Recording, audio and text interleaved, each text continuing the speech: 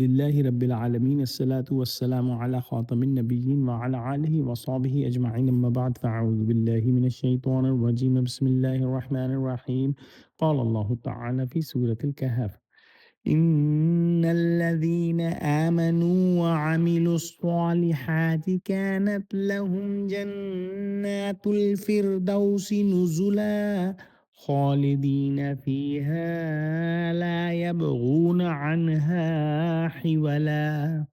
ترجمہ: جو لوگ ایمان لائے اور نیک عمل کیے ان کے لیے بہشت کے باغ مہمانی ہوں گے، ہمیشہ ان میں رہیں گے اور وہاں سے مکان بدلنا نہ چاہیں گے۔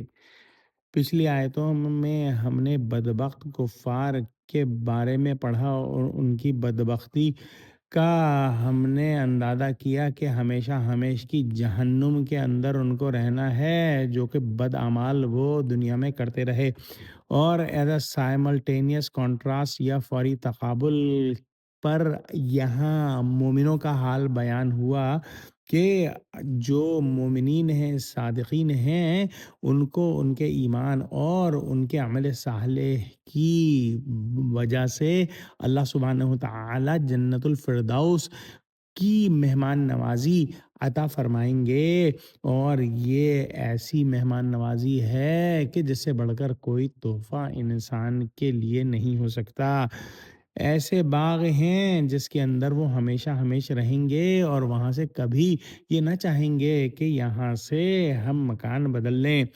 ہمیشہ رہنے سے اکتائیں گے نہیں، ہر دم تازہ بتازہ نعمتیں ملتی رہیں گی۔ کبھی خواہش نہ کریں گے کہ ہم کو یہاں سے منتقل کر دیا جائے۔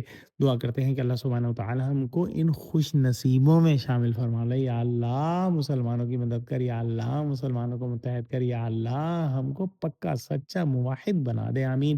وآخر دعوانا عن الحمد للہ رب العالمین، والسلام علیکم ورحمۃ اللہ وبرکاتہ۔